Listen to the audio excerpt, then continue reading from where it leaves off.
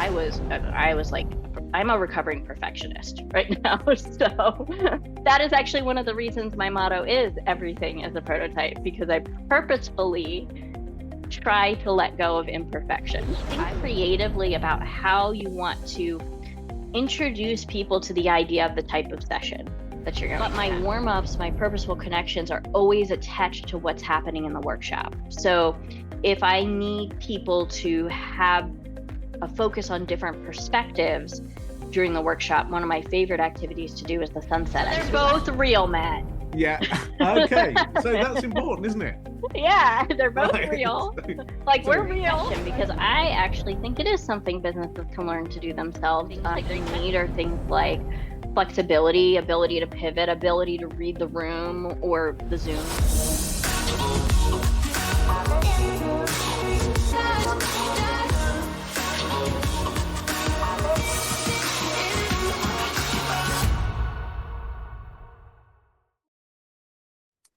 Welcome back to the Leading Boldly podcast. I'm Matt Clutterham.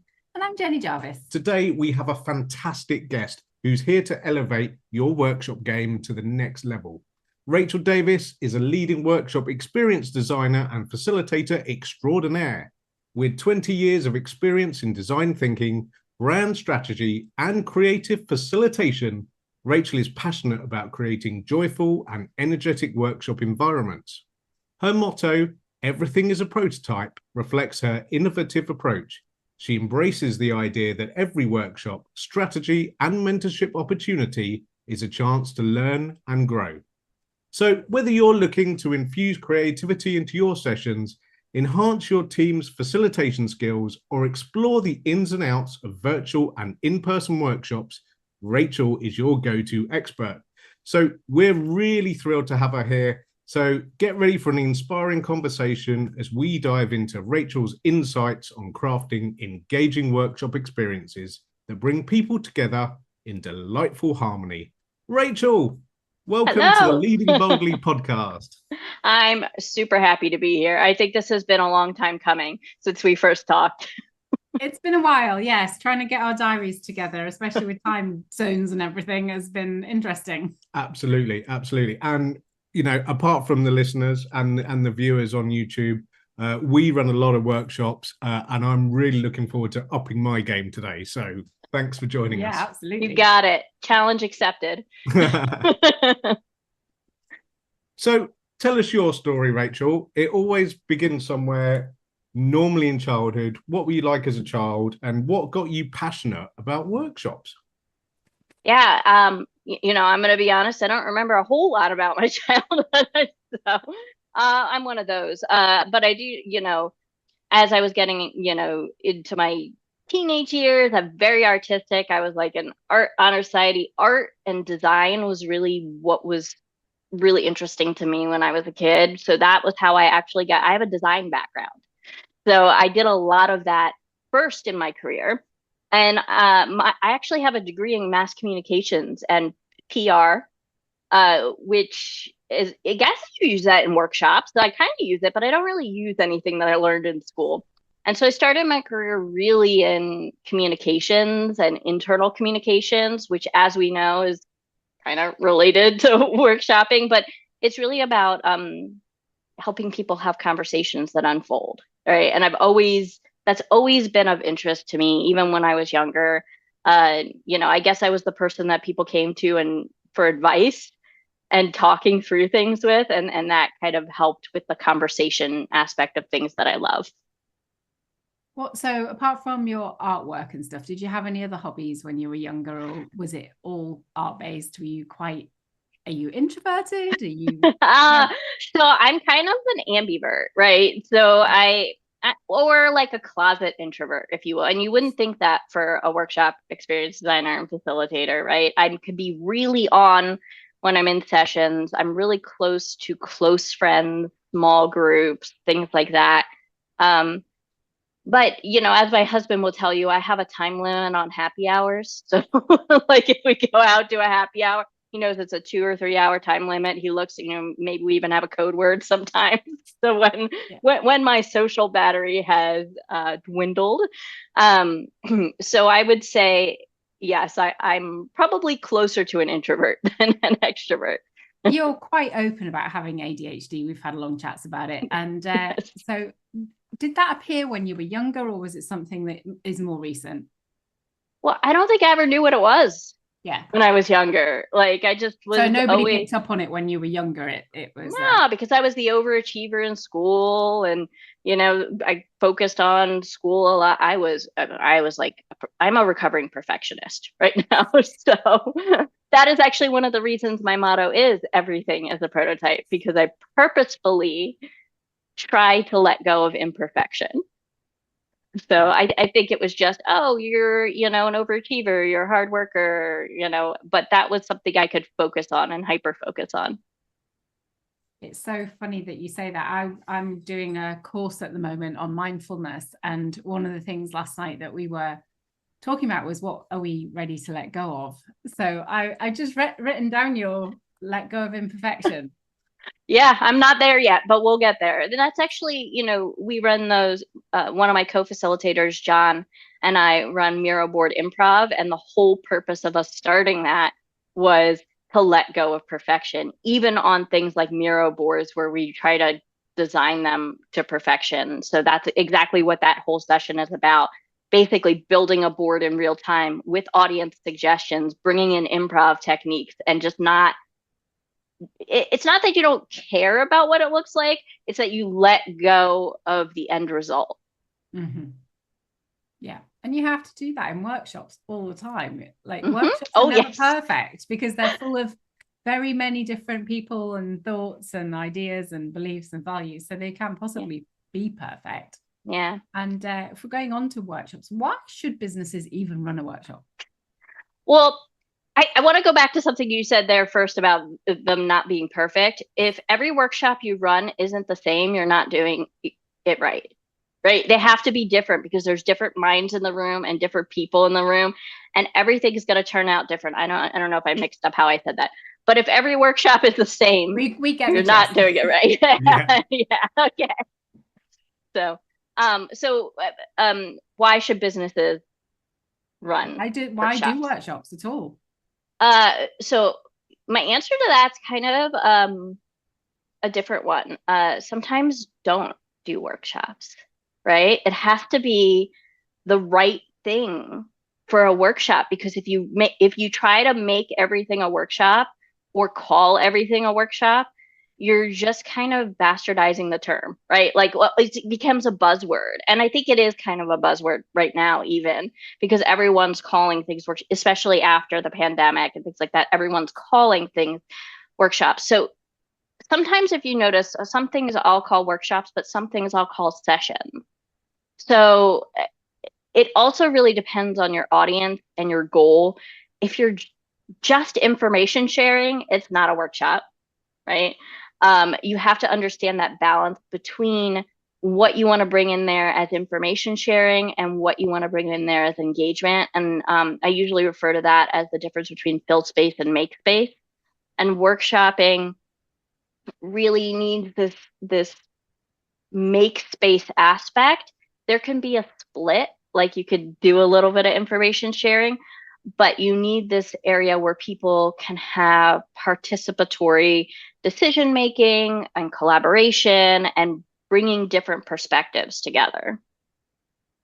And so back to your original question of why businesses should run it, you need to understand what your objective is. And there's an activity I like to do called the how-to activity to help people get to the true objective of a workshop. So let's say you think your objective is to understand what's not working with your website, right? Let's say that's your objective. Just kind of making this one up on the fly here. So understand what's not working with your website. And I coach other facilitators. Okay, now go into a how-to activity. How do you think you can do that? How to evaluate user feedback on the website, how to collect user feedback on the website, how to run user testing sessions, how to look at results from user testing sessions. Like, where are you in this life cycle of why you want to have this workshop with this very nebulous objective? and then look at all those how-to statements and understand if they're one workshop or multiple, right? Because you don't want to smush it all into one. And I think when businesses are like, oh, we need to have a workshop, they just try to smush everything into one and like, oh, let's have an offsite. Let's have a, right? They just try to, that's why I call them workshop experiences, because it's not just one in the room and you're done. So I think really businesses have to break down what their objectives are first and understand, do I need a workshop? Do I need to start this with an informational session about what's happening with the goals of the company first? Do I then need to run a workshop where people can help see themselves in those goals of the company, right? There's so many different topics you could do, but I think the checklist of whether you should run a workshop is, are you just telling people something? If you're just telling people something, it's not a workshop. Have you already made a decision and you're trying to run a workshop for buy-in of that decision, but you're not getting any feedback? That's not a workshop, right? I have my own agenda and I'm going to put everyone in a room and tell them they're collaborating so that at the end we can have this thumbs up consensus, which, by the way, I am not a fan of consensus. There's always a third option. Consensus is always the safe bet because someone is giving something up to get to a decision that is agreed upon. And when you give something up, it's usually the most risky thing. And that means you're not having a creative solution. Yeah. So if you're having a workshop to get to a consensus, I mean, this might be, a controversial thing to say, but I would say no. So just things like that. Is it workshop relevant? I would say first is the first question. Yeah, I love that. So we decided then that workshop is right for us. We're going to go ahead with this workshop. You talk a lot about wonder and joy in workshops and bringing wonder and joy. Tell us what you mean by that and why businesses should care about wonder and joy in their workshops. Well, I think it's even like a neurological thing, right? So when you're smiling, you're more open, right? Even like you're like, oh, okay, your body relaxes, right? And this act of smiling can happen even with serious topics. You might smile when you get a good idea, right? It's not about, and this is my favorite quote by Gary Ware. He wrote the book Playful Rebellion. He said, childlike is not childish. And I think this is the biggest thing for people in corporate environments to understand, that just because we're bringing aspects of play, and sometimes I don't even call it play just for that reason, because there's an unconscious bias of reacting to that word play. It's about curiosity, right? And, even if you want to dig into their, buzzword soup of that's how you get to better innovation, right? Say it in their language so that you can bring them into that fold of, okay, this is the way that you get to more creative problem solving, right? You show them, instead of just saying play and wonder or wonder and joy, what's the impact of that? The impact of that is people are going to open up. If you get past your first 5 shitty ideas, you're going to get 5 better ideas. And after that, you're going to get 5 better ideas.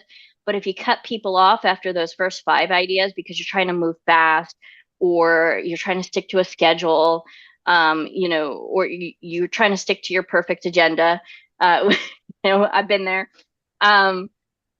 You're going to cut people off at the knees, right? Like, you're not going to let them be as creative as they probably could be. Yeah. And workshops, I think, can be quite intimidating for participants. I think some people just go, oh God, I've got to go on a workshop. And they may be the introvert in the room who's going, oh, I don't need this today. So how do you create that safe environment where people can give the 5 shitty ideas and still be encouraged to give more ideas and to step out of their comfort zone? Because a lot of the time, I think human nature, you give one idea that's maybe knocked back, and then so you don't give any more. Yeah. So there's a couple approaches I use. The first one is not always using the word workshop, because the first thing you said there was, oh, I have to attend another workshop, right?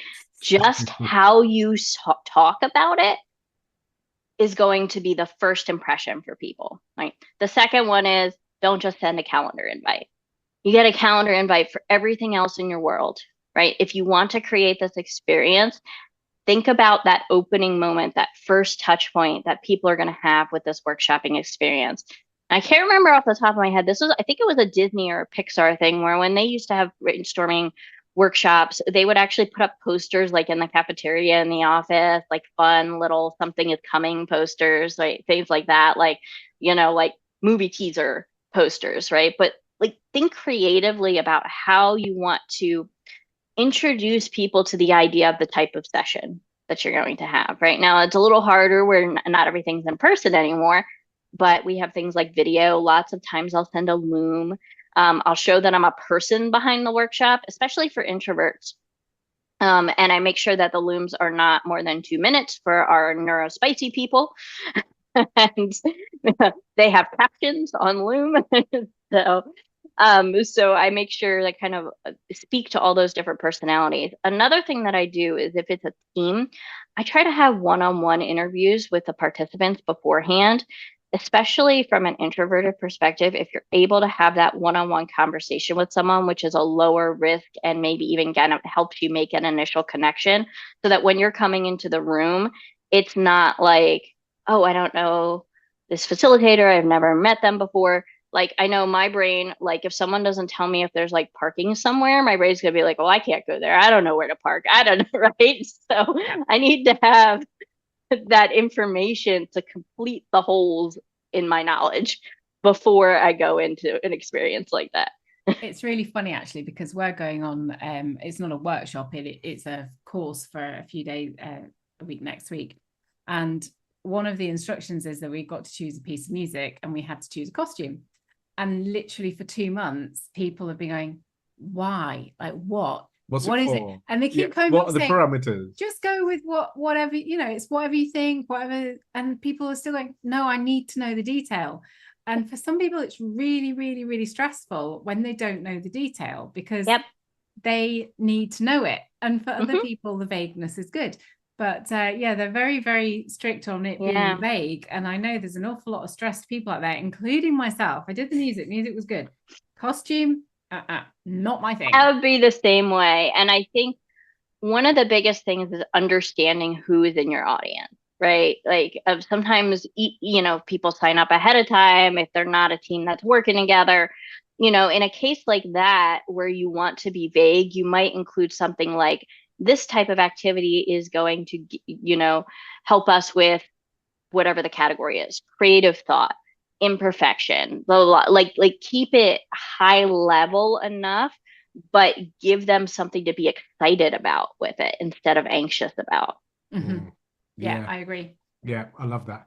And so we'll pass it on. Yeah, absolutely. So we'll send them your podcast. So following along those lines, I've often noticed, and I am generalizing massively, but when we're running like a brand strategy workshop with a business, I quite often find that some of the most creative thoughts and ideas come out of the very silent person sat in the corner. So I work really hard to try and get them involved into the fray. What do you see that a lot as well? And what are your tips for bringing them in? I do. When I do brand strategy workshops, I also a lot of times see power dynamics, since we always have the CEOs or the founders in the room, right? I always use mural boards because of the technique that I like to do, me, we, us. I always give people me time first to get their thoughts together, whether that's writing it on the stickies, or if they're not comfortable with that, they can even write it in a chat to me. But I've had other groups who don't like the stickies at all and just want to vocalize everything for me to write down on the stickies, right? So every group is different. But for people who are quiet, I think the biggest thing is first understanding why they're quiet, which is why those one-on-one interviews ahead of time really helps.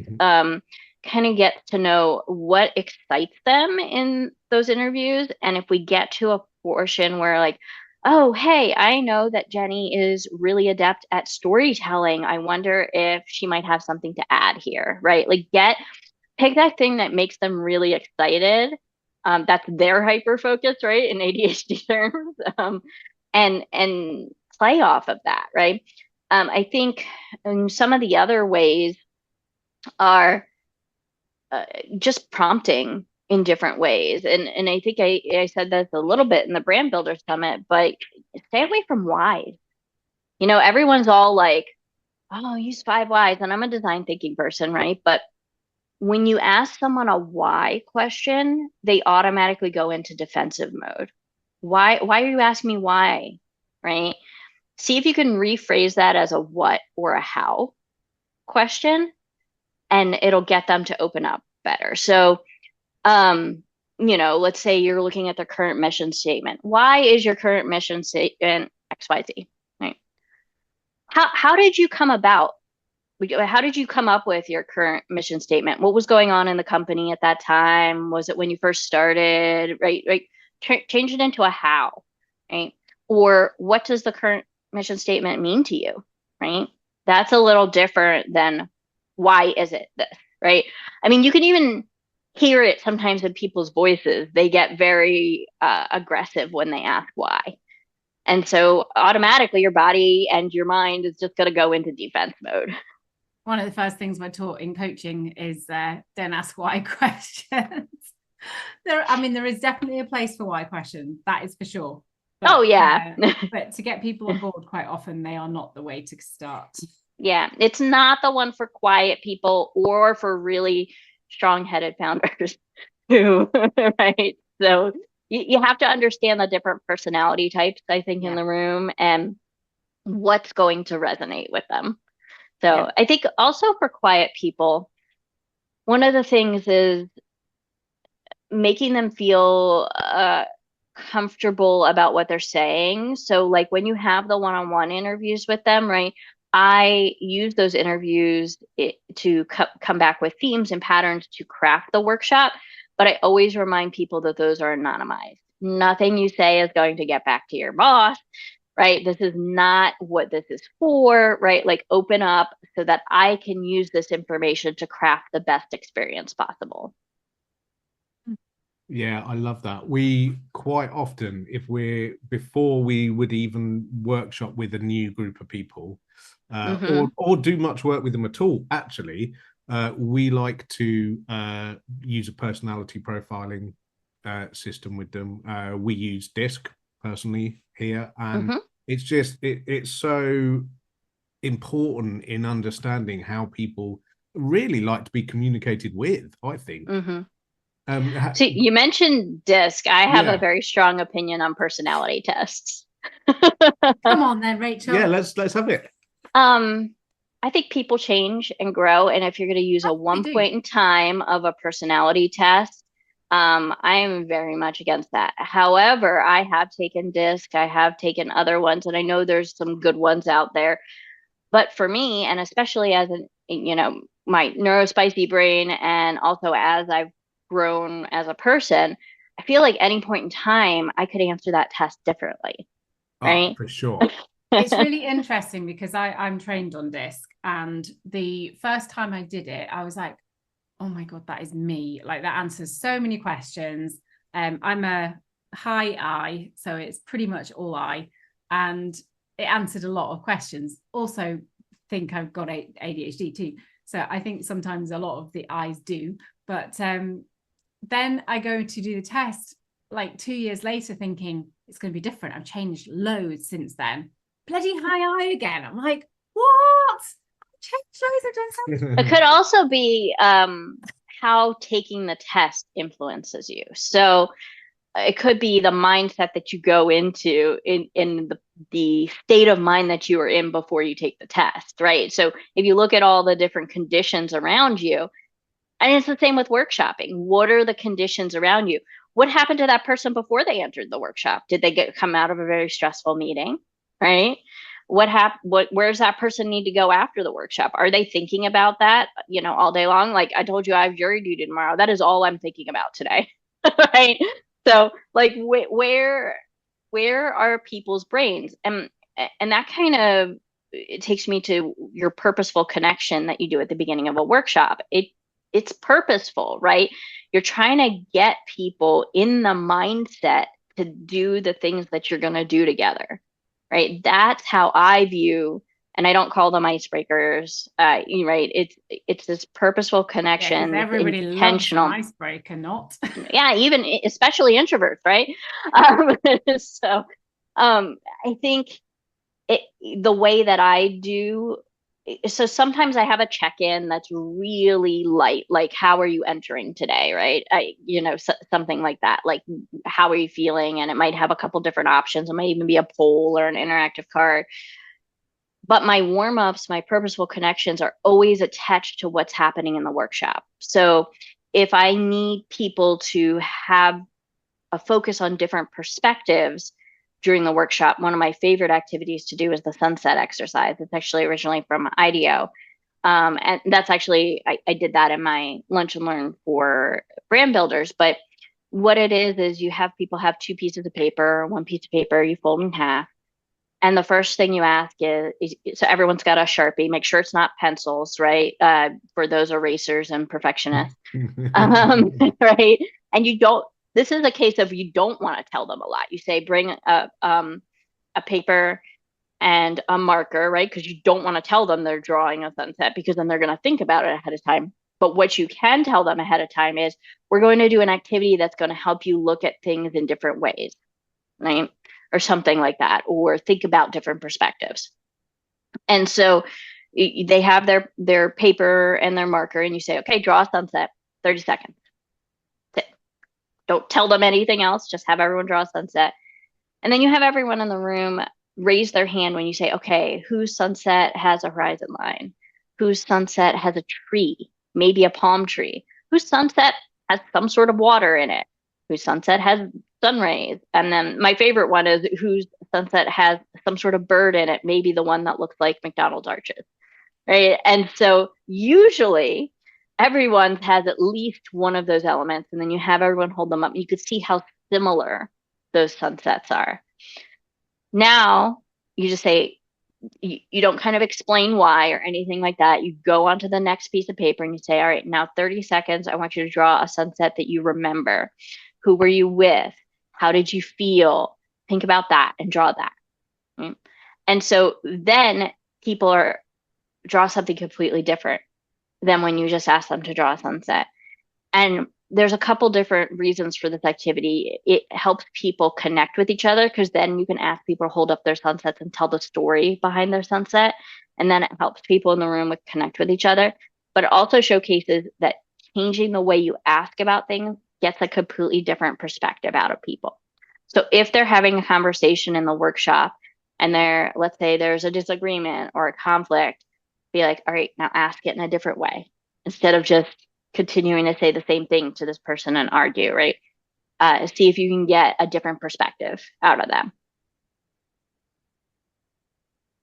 Got people in a workshop and you're doing all these exercises, and sometimes it can be really hard, as particularly neurospicy brains, to stay focused. When the energy dips, what can you do as a facilitator to lift that back? Yeah, I think you have to understand what your energy line, what you're trying to get out of your energy line in the workshop. Because if you try to do a workshop where the energy is always all the way up here, people are going to burn out super, super quick, right? Yeah. You need to have times where people are reflecting, so that they can dip and go back up, right? Because otherwise you're going to burn people out, especially those introverts, right? So that's why when I say joy and energy, right, it's over the entire experience, right? So the biggest thing is make sure you build in breaks, right? Sometimes you want to power through, but my rule of thumb is at least every 90 minutes. And if it's a 90-minute, do it in the middle. Some 1 hours are a little different because I think you could go through a 1 hour without a break, but make sure there's reflection time either in the middle or at the end. One of the things I do to manage energy is sometimes I'll build in mini retros after each activity instead of keeping that all the way for the end. And I wish, I wonder, or you could shorten it and do just I like, I wonder, right? So what did you like about the activity we just did? What are you still wondering about after this activity? And what they are wondering about after a specific activity helps me determine, oh, maybe we shouldn't go to that next activity yet, or maybe there's something else we should do in between. Maybe we should pivot, right? Especially in a brand workshop, right? If you're going through, I like to do an unpacking of the brand exercise first of current statements and things like that, anatomy of those statements, pulling out specific words and kind of going deeper into them. And if I ask a question afterwards about how people feel now, right, and they're like, they give me a specific, and it's a different answer every time, right? So, if they're still wondering about, why we focused on those particular terms or something like that, right? It'll help me understand what conversation we need to have next. Yeah, I love that. Can you give us those 4 words again for the reflection? I like, I wish, I wonder. So three 3 section. Yeah. Mm-hmm. Yeah. And there's really so many different ways to do that. One of my favorite things to do at the beginning of a session is wishes and worries for the session. That also helps, I think, an introvert brain. Like, tell me all the things you're worried about. Like, go into your anxiety brain. I want you to. I give you permission to, right? So, wishes and worries, and then check in with those as you're going through the workshop as well. Like, okay, have we addressed some of these? And then go back to it at the end. What's still outstanding? What are you still worried about? Yeah. Somebody's never actually run a workshop and they want to do it, and they've been procrastinating. It's in the back of their mind, do workshop. What's the first things that they could do to build their confidence apart from listening to this podcast episode? Find facilitator communities. So I help run the Butter community. There's the Session Lab community out there. Find some communities where you can have a low risk practice of what you're doing. So Butter has things that we call Butter Sandbox sessions where people can bring something that they want to test or put in front of people. We also do our Butter mixers, which are a bit different, but it also gives people a chance. You don't have to be an expert facilitator, right? It's a low risk, casual environment to bring something you've been wanting to try out. Run one yourself. I run my Wonder and workshops. I try to every month. Sometimes I skip months and I give myself grace there.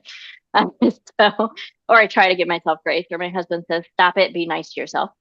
Yep. I have a partner that says that to me a lot too. When you say Butter community, is that butter as in the yummy thing you put on bread? No, Butter, I call it a workshop collaboration app. It's a video platform. So, like the 4-letter word that starts with Z. And the tool that shall not be named.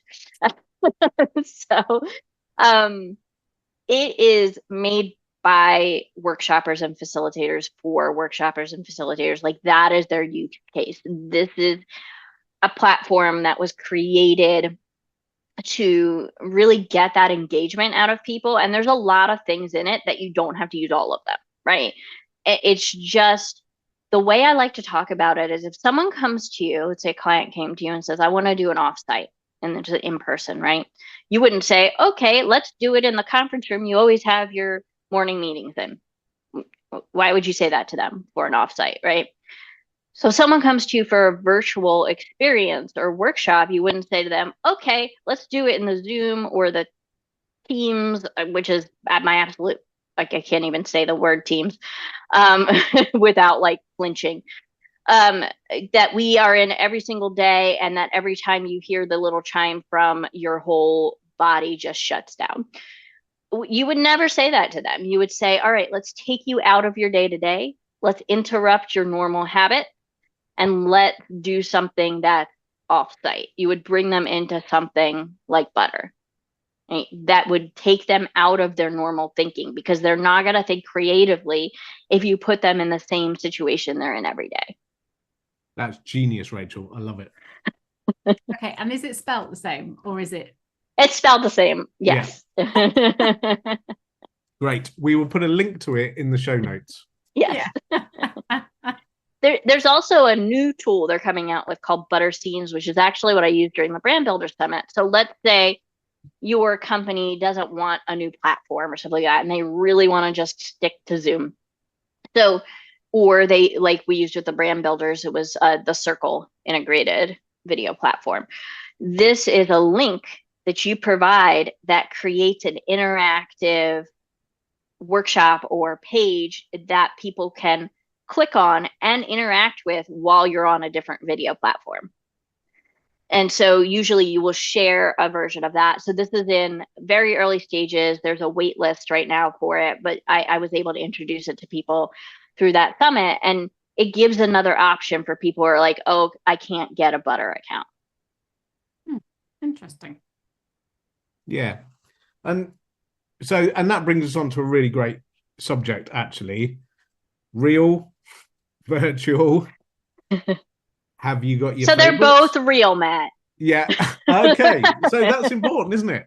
Yeah, they're both Right. real. Like So we're real, right? Let me rephrase that. In person, online. Yes. That tells you how my brain thinks about them. So, do you have a favorite? Do you think one's more effective for certain situations, or? So for clients, I think the more affordable option for them is virtual, because, you know, then they have to pay for travel and materials and things like that, which is the cost of doing something in person, right? So I think the answer is it depends. And it depends on what the client's needs are or your team's needs, right? Let's say you're not a facilitator yourself and doing a client, but you're an in-house facilitator, or your title isn't facilitator and you're just facilitating something for your team.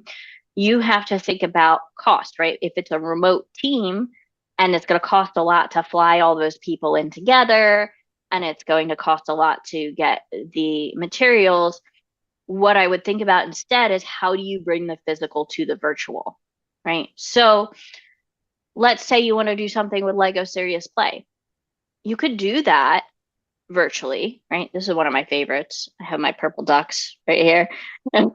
So you could send out a workshop package to everyone that has what they need to participate in the activities.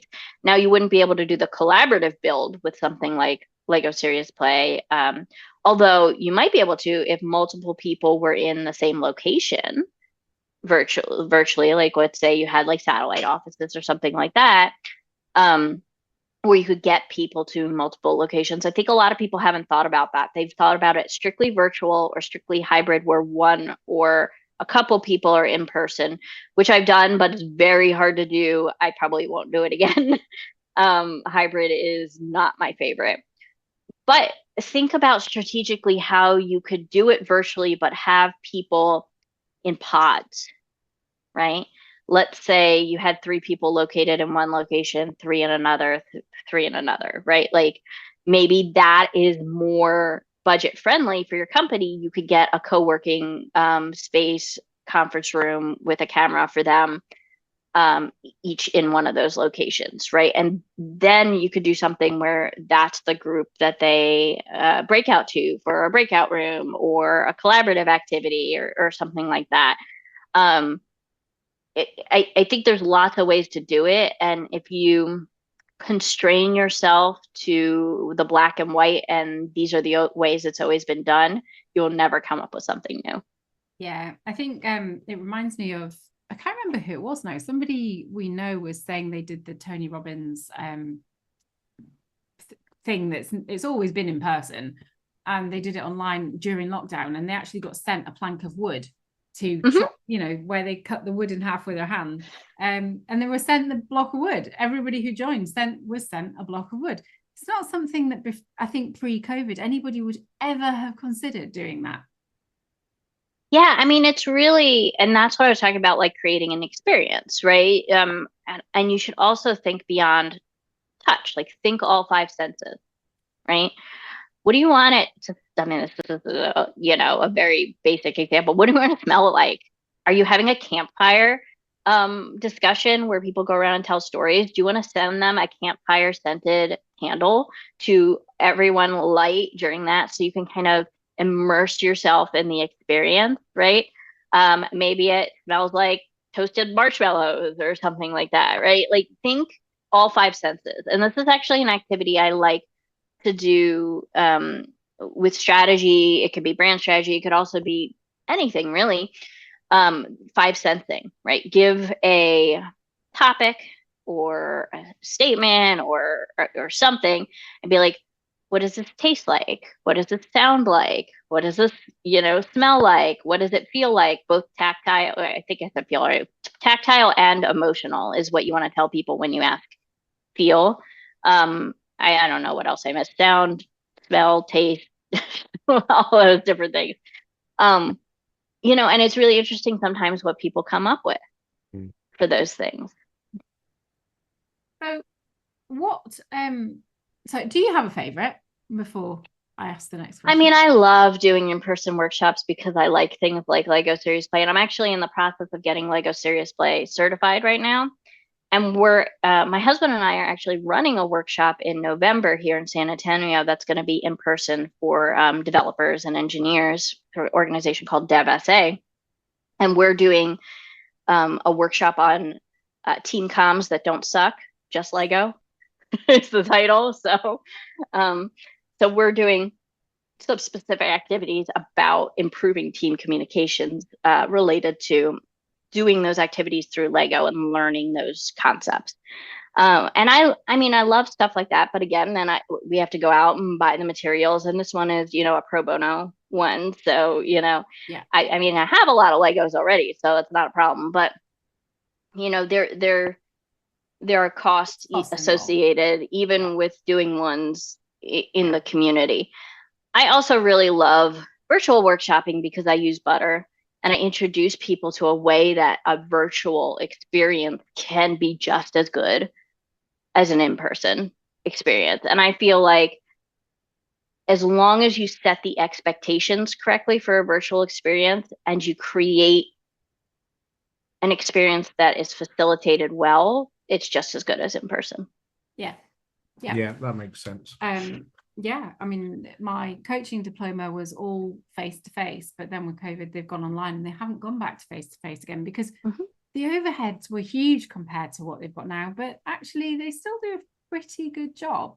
They've just had to split it up over more days instead of doing it as full days. And that might even be better. Sometimes people's brains can't handle a full day of information overload. Yeah, for me, it was actually better because I didn't have to worry so much about childcare, driving for 2 hours each direction, being exhausted from all the peopling I had to do. So for me, actually, it really worked a lot better in the long run. But what would you say are the top key components of any successful workshop? Across all workshops, what should all of them have that are like key to a successful workshop? Well, really the one key thing I would say is be yourself as a facilitator. If you're trying to be someone else as a facilitator, it comes off really inauthentic. And that is going to be something that will ruin your workshop, right? If you're trying to be a funny facilitator and you are not funny, don't do it. Like, just don't do it, right? Stop it. Yeah, but I am funny, so that's... Well, that's right. You want to embrace your weird also, right? That's my thing, right? Embrace your weird. And so that's a lot of when you're first starting out facilitating, understand what you really love doing as a facilitator and lean into that instead of trying to get rid of it, right? I think it's about leaning into what you think you do well, get some opinions. It might not be what you do well, but or what you really love doing, right? So, a lot of people would say, I don't have super polished graphics. Yeah, well, I've done that, been there, and I hated the anxiety that it would cause me to create all of those things. And so I said, no, I'm just going to create what I want when I want, and it's been doing well. So yeah, I think it's really about kind of balancing that with you were talking about personality tests, right? So not only how can people communicate with you best, but how do you communicate best? The reason I love personality profiling is because when I got my eye diagnosis, let's call it, and the rest of the stuff was in, like, D and S were in the middle and just below the line, and C was on the floor. So C was nowhere to be seen. So that's the organization, the spreadsheeting, the kind of detailed stuff. And it's not then for me, and this is what I talk to my clients about all the time, it's not then for me to say I've got no C in me and I can't do it. It's for me to, in the moments that I know I need that trait, is and what I do, because it was on the floor in the graph, I go and pick up my C and I go, right, C, need you today. How can you help me? So it's about bringing awareness to things that maybe, like, some people, for a lot of my clients are CSs.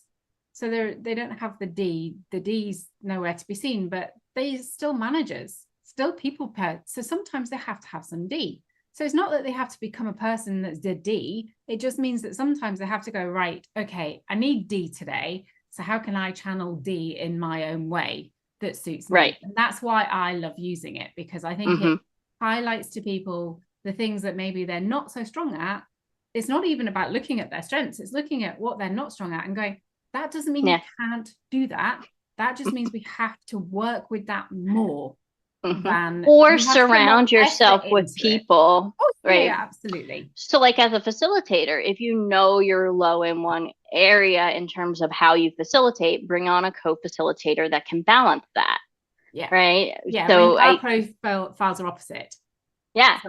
I think I'm a DI. So. Okay. But the last time I took it, yeah. as you were doing that, I was like, oh, let me pull up my disc profile because my brain doesn't remember these things. So, we've talked a lot about what facilitators need to be and what they need to do and what the workshop.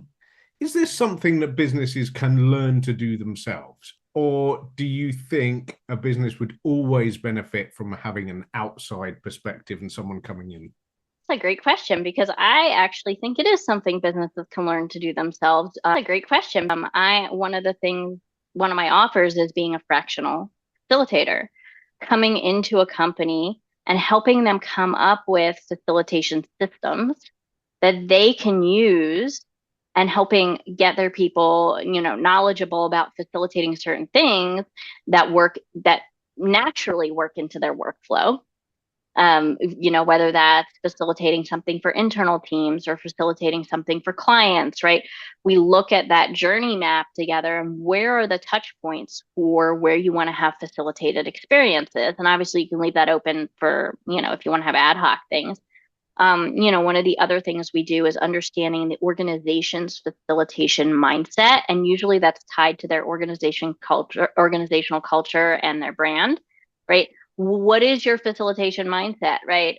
It might not be joy and energy like it is for me, right? It might be, something about hearing every voice in the room. It might, what is that fits with your organizational culture? Just like facilitation style is important for individual facilitators. What is your overall facilitation mindset of your company? Because that's how you're going to allow people to lean into their own facilitation styles while still having that, touch point of, oh, this is the facilitation mindset of a company that I have to always keep in mind, even while I'm being myself. And so that when people come to workshops, they're like, oh, hey, this is Q Branch Consulting, running my workshop. I think it also is important for certain things to consider bringing in outside facilitators. If it's something that there might be a lot of tension in, or closely held beliefs, or, sacred cows, things that you don't want to let go of. I think it's important to have someone who can be a little more neutral and not bring an agenda, right? A hidden agenda to that. Whether you think you have that hidden agenda or not, right? If it's a topic like that, or a topic that you've been spinning on a while, it doesn't have to be something that's like a crisis or really contentious topic. It could just be something that you've tried to do before and you're just spinning and spinning, like a rebrand or something like that. You have to figure out, is it something where you could put those personal feelings aside, or is it something where you'd like to not put those personal feelings aside because those feelings are important to voice as insights in the workshop, and you want someone else to help manage that conversation? Yeah, that makes total sense. And so many of the blocks and things that businesses and business leaders go through are pretty subconscious, aren't they? So it's yeah. It is, and it's hard to, I mean, it's just like any bias, right? Any unconscious bias is really hard to identify what those are. You have them, whether you think you have them or not. Every single person has them, but it's about identifying which ones those are, right? And a facilitator can help you with that too, right? Kind of understanding what habits you have to break, what you have to interrupt in your mind in order to get to the creative solution together. And that's part of what I talk about with Wonder. It interrupts those habits and those thoughts, and it gets your mind in a better place to collaborate or think creatively or come to the decision that you need to come to. Yeah, I've never really thought about it like that, but the concept of interrupting the everyday to get better thinking, better decisions makes complete sense to me. Mm-hmm. And interrupting your own personal habits, right? Your own mind. Yeah. I think there's a lot of self-censoring in workshops because people are like, oh, I shouldn't say that, or oh, someone's going to judge me for that, right? And so people need to be aware of, not that they're judging other people, but when they're judging themselves. And even just saying that at the beginning of the workshop, if you feel yourself holding back, that's when you want to say that thing. Mm-hmm. And so even just kind of priming people for what their minds or bodies are going to do in reaction to a workshop helps them focus on thinking about it differently. Yeah.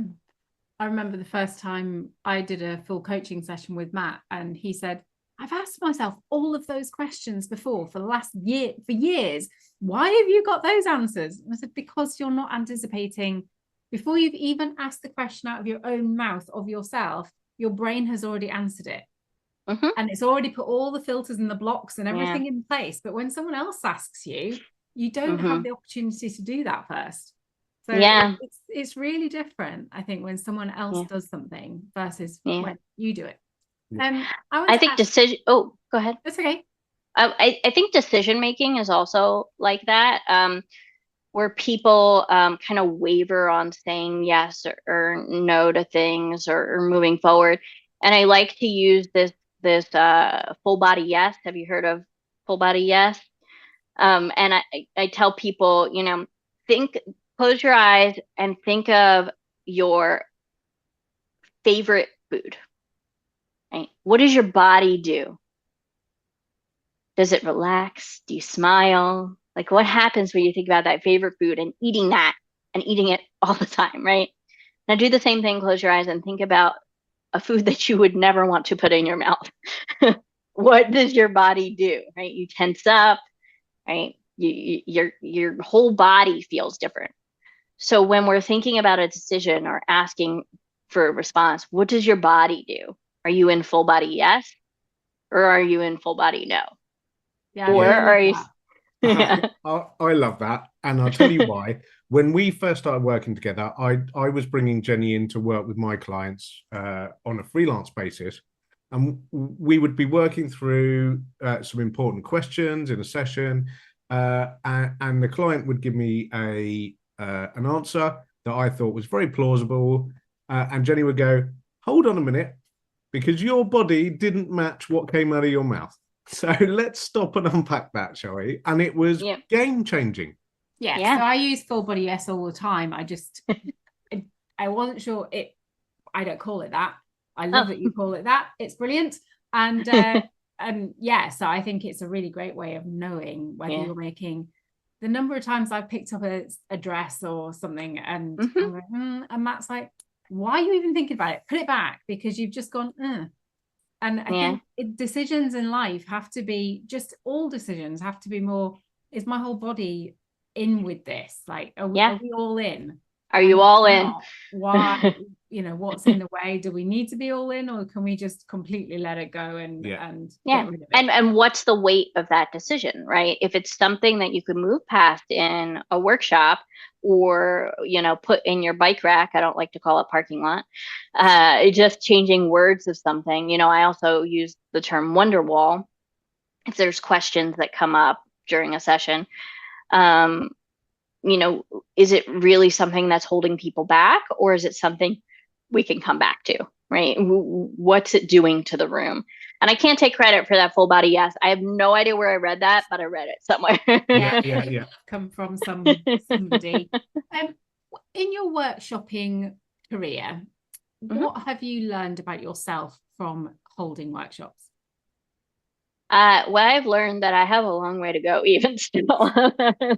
So I think it's made me more flexible and adaptable. There's more for me to go on that, but I used to be very scripted when I would do these things. And, I learned it's okay if we don't get through the whole agenda. That's why it's not just about the time in the room one time. That's why it's an experience, right? What can we bring on to the next experience?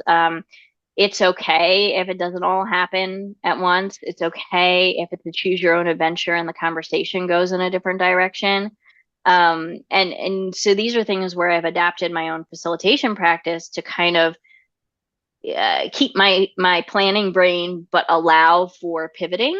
So I actually create what I call a facilitation field guide, which is a physical notebook for especially if I have an in-person session, which has prompts for kind of each part of the workshops if things go in different directions. Like, so for my brain, it helps me to write all of that down ahead of time, even if I don't use all of it. And also to have it in a pocket notebook so that I'm not stuck to slides, because I hate slides, right? And so if I need something to jog my memory, it's not going to be a slide. It's going to be something I take out of my pocket when I'm walking around to people. And so I think I've adapted how I facilitate based on some of that stuff I've learned. Sneezing mid Sorry it's okay. So we've been talking a lot about mindset. What if someone wants to become a facilitator, start facilitating workshops now? What do you think the key mindset elements that they're going to need to adopt are? Well, it doesn't have to be perfect to start. Right. So love that. Just think about what you want to do. And one of the things I offer is 90-minute strategy sessions. So usually people are not sure if they want to facilitate something, and they'll come to me and they'll be like, here's all my content, or I don't know, is this a workshop? I don't even know what to do with this. Right. And I think the first step is ask that question, right? Like, take what you have to offer and think about if it's right for a workshop, right? If it's something that you want to offer again and again, if it's something you want to customize. But I think the biggest mindset for facilitators is also your title doesn't have to be facilitator for you to be a facilitator. It's a very new role anyway. Just like, I don't know, remember when brand strategy was super duper new, right? And you could never find any brand strategy roles. And even now, the brand strategy roles that are out there are not written right. But most of them. Correct. But have you ever tried to look for a facilitator job description? It's all mediation or coaching. I mean, nothing wrong with coaching, but it's not written as true facilitators. I've written a couple of facilitator job descriptions for people, but be like, this is what you're looking for, right? In a facilitator, if you want to hire for that role. But like you were talking about integrating it into companies, right? Like that's how a lot of people get started with facilitation, right? And that's how I got started with facilitation. I used to run UX design teams, and everyone used to come to me after and be like, "Oh, your meetings are really great. Um, you know, they flew by in a good way, right?" Like, and I was like, "Oh, well, maybe I should stop making that a secondary thing of what I do and make it the primary thing of what I do." And so, I mean, you can find facilitation everywhere. I think is it's not elite. Yeah. And you've not got to be some sort of super polished TEDx grade public speaker, do you? No, I mean, it's a conversation. Can you have a conversation? Yeah. I mean, yeah, I think it's accessible for people. I think you have to practice at it and you have to get better at it. And the things that you need are things like flexibility, ability to pivot, ability to read the room or the Zoom, right? Ability to look at things like body language, like you're talking about, and be able to adjust to that, right? There's also a difference between a trainer mindset and a facilitator mindset. And I've run things on this before, from going from a trainer mindset to a facilitator mindset. Mm-hmm. Trainer is a lot of information sharing, right? It's kind of the, how do you make that more an interactive training, right? I'm not a big fan of the word training anyway, but I think in a lot of L&D departments, a lot of learning and development departments, and I have a new client coming on that is an L&D department, right? Kind of understanding how to help facilitators help trainers or people who run things for L&D departments bring in that bit of engagement, put them more of themselves in there, put more of the goals of the facilitation mindset of the company in there. And I think it's just a different way of looking at things, right? So just as we evolved from factories to offices, right? I mean, there's manufacturing, a lot less manufacturing out there, and a lot less different mindset. Although the whole conversation about people forcing people back into the office with that industrial mindset is a whole nother conversation. But people grow, industries grow, how your mind works grow, right? We're in at a point where I think it's a transition in departments like in L&D departments from trainer to facilitator. And I think maybe in a couple of years, they won't be hiring trainers, or they will be hiring facilitators. I think the language is going to change, or I think it should change. Yeah. Yeah, I agree. Yeah, I think training very much comes across as telling, doesn't it? Mm-hmm. That's your fill space. I got to fill your space. And then a lot of the online trainings, which is like, I was in a very highly regulated environment for about 10 years of my career, and the yearly, training you have to do online. And now with AI and having all the AI talking heads with the, I love AI. And I use it a lot in terms of like being a thinking partner for me, especially being an independent consultant. I don't have it write things for me, obviously, but I use it as to bounce things off of, or I also use a lot of generative AI for images. I think people working with AI is a good thing. Just since I throw the, very contentious AI term out there, but all these trainings, right? Like they are now like the thing that you have to, I used to put them on like 5x speed, right? Like just to make it through them, and then get to the quiz at the end. And I'm like, okay, yeah, I could probably know these answers because it's so basic. I didn't have to listen to anything that was happening. Like, I bet you everyone out there has done their corporate training this way in some time. So. I've done it. Yeah, me too. When I had to do all the check boxes, Yeah, it's a check, exactly, check box. I think we're coming to a point where we don't want these things to be just a checkbox, because you want people to take skills with them that are going to help them, right? Absolutely. Like if you're trying to give them something that they're going to use in their job, like why would you even invest in training if you're not looking for a return on that investment? Yeah, and a more tangible return than a tick in a box. Yes, exactly. Yeah. So we've got 2 more questions, and they probably are the killer questions, I have to say. What is the one question we haven't asked you that you're keen to answer for the listeners and viewers out there? Oh gosh. Maybe what my favorite workshop I ever ran was. Oh, yes, we'd good love one. to hear that. So I had a client where I did an offsite, it was in person, and it was really great because I've worked with this company a lot before when I lived in Baltimore. Are you allowed to shout them out, or are you not allowed? Yeah, I think I Fearless is their name, and they're a wonderful company. And we did a really, really fun offsite with them. And their purple cow is their mascot, or kind of the thought behind their company. It's just such a wonderful company, really great people. It's a tech company. And so they helped design this like during the offsite, right? We were doing a couple different Lego activities, and I'll tell you about one of those in a second here. But they were like, how do we, because I was saying, okay, like you want to say yay when people do things that you really agree with. And the CEO was like, let's get some cowbells in here.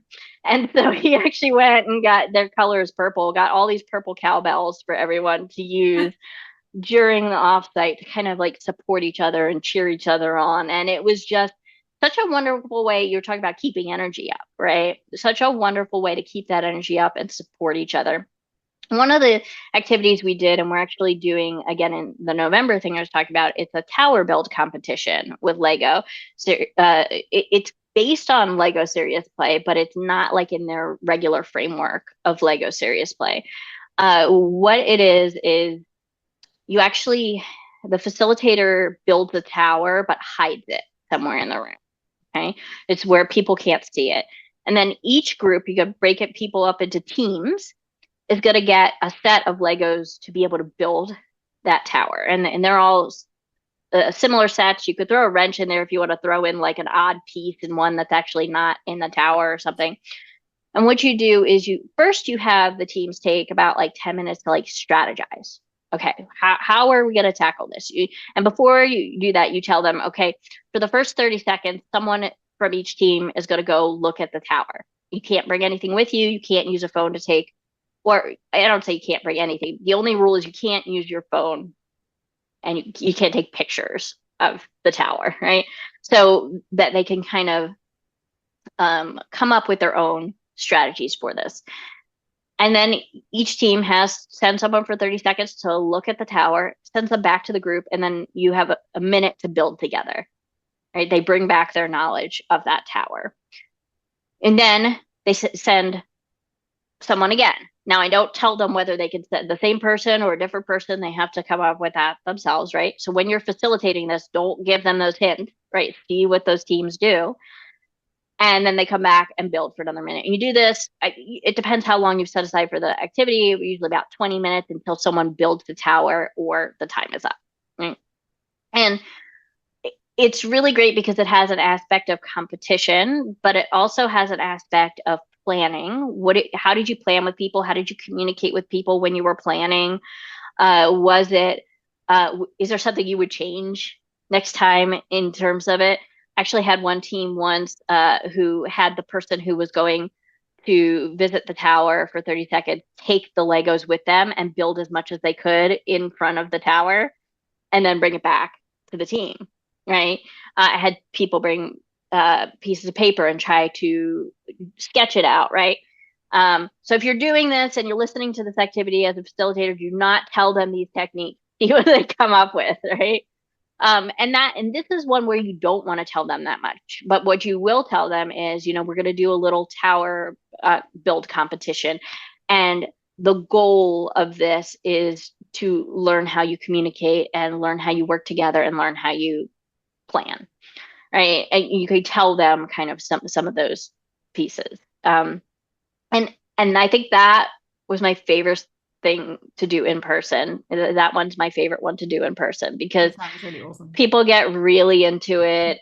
The other thing is have the teams name themselves, right? And explain to when you do little things like that, explain to people why you're doing it. Hey, we're gonna all name our teams. It's kind of a way to build our camaraderie and our closest as a team as we're going into this activity. So the duck one, the duck that you showed Duck, us earlier, yes. the purple duck, is that literally a here's some Legos and build a duck exercise? There are tons of Lego duck exercises you can do. There's a book on it, right? And there's a whole section on it in the Lego Serious Play certification I'm taking. The one that I like to do the best, and this is where the other activity we're doing in November is I think it's called What the Duck. So and all these different activities I'm talking about, like I remix a lot of them, right? I Picasso them. I, put my own personality into them. Yeah. I have a whole database of activities on Notion. I even get ideas from things like Instagram Reels, right? It's like you just build up your database of things that you have so you could pivot better. Yeah. But you have those in your brain. So this one is you have people pair up. So everyone gets a kit with the duck. They're not connected yet. I think it's 8 pieces, 6 pieces, 8 pieces, something like that. I usually order them custom in the color that's either my brand or the client's brand. These actually, my color's purple, but also my client was purple. And so it worked really well for that. I do put them in little mesh bags. Everyone gets the mesh bag with the deconstructed pieces, pair up, go back to back. And it depends where you are. Like, be like, everyone who's facing this direction is going to go first, or just because you're not supposed to look at them, and that way you can't look at other people building their duck. So you're back to back. The one person starts to build the duck first. You could give them, as much time as they need, usually 30 seconds to a minute. Minute might be a little long for some. Just give them the directions, right? Any duck you build is the right duck, right? That's not, we're not trying to build the perfect duck here. So build your duck, basically. And then they take the next 30 seconds to a minute to explain without turning back around or showing the duck to their partner how they built the duck. And that person has to build the duck based on the instructions given by the other person. And this again is about communication. How did they give instructions? Did they ask for feedback of, were you ready for the next step, right? You talk about all that afterwards. How was this activity for you? What did you learn about how your partner communicates that you didn't know before, right? Things like that. Amazing. And I think we have just found the perfect career for one of Jenny's daughters, a Lego Serious Play consultant. Yes. Yeah, yes. She is very seriously into Lego. Hey, it's a thing. I know. Absolutely. I was given a bag of ducks and told to make a duck, and so I made my duck, but then there was all sorts of different psychologies around how you made your duck, and I was like, well, you haven't said what happens when somebody deconstructs the duck and rebuilds it 3 or 4 times, which is what I did before I got the duck that I wanted to have. Yeah. There's so many different duck activities. There's one where you have people draw a prototype of the duck before they make it, and talking about rapid prototyping, right? Like there's a lot of different ways to do it. Yeah, no, it's really cool. I definitely will be searching for What the Duck when we finish. Well, we have reached Matt's favorite part of the whole thing. Yeah, I love this question, and we ask this question of every single guest that comes on. It's probably the hardest question. We'd like you to give us one book, one piece of music, and one tool or framework that has really inspired your journy that you would like to pass on to other people. Only one book, because I am a book fiend. If I had to pick one, and I'm probably going to give you a runner-up too. If I had to pick one, it's Creative Confidence by Tom Kelly and David Kelly. And that was one of the very first ones when I was really doing design thinking and things like that. it's just one of my favorite books. It's I actually, it's funny because I did this in a post on the Brand Builder Summit, and I pulled out a quote that I love from it, right? Creative confidence is like a muscle. It can be strengthened and nurtured through effort and experience. Yeah, And that's just one of my favorite books. And if I had to give a runner-up book, it's Perfection. well by pronounced. No, that's how it's called. Yeah. So, by James Victori. And By who, sorry? By James Victori, Victore. And it's just wonderful. It's like, it's for our neurospicy brains because it's really short chapters. And there's just some great things in there too. I actually pulled some of these quotes as well because it was one of the things I did in one of those posts in the summit, right? The world has enough safe, bland, and dull crap. Right? We're all born wildly creative. Some of us just forget. And I think that's a big thing in my workshopping and kind of bringing people back to that childlike mindset. So Yeah. now you asked me a music question. I am not a big music person, which is really weird because I used to work for a radio station when I was in college. So I'm gonna answer this in a little different way. So for my neurospicy brain, I use an app called Brain.fm, which is, it's like neural music. Yeah. That actually helps me focus, and that is what I usually listen to.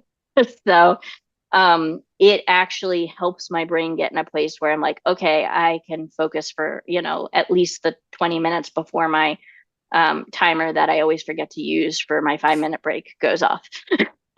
Yep. So, Yeah. what was the last one? Sorry. A tool or framework? Well, I would have to say my favorite framework that I use all the time. Favorite tool obviously is Butter, but my favorite framework that I use all the time is the me, we, us, right? The individual thinking, small group thinking, large group conversation. Yeah, love those. Love those. And in terms of the books and things, we're going to put links to all of them in the show notes. So scroll down and have a look. And that brings us to the end. But what a fantastic time we've had. I've learned so much. Yep, it's been great, as we knew it would be. And we are very excited. We're getting some dates together for Rachel and her husband to come on my podcast. So we're going to do a double date. Love it. Podcast. We're going to have you and your husband on. So we're going to get those dates together, and that's going to be really, really fun. Really I can't exciting. wait. Really exciting. This was so lovely. I could probably talk to you all day. Absolutely. But you have a busy day ahead of you. We know that. I do. You do. And thank you so much for sharing so much with us and giving so much value. And thank you very much. Of course.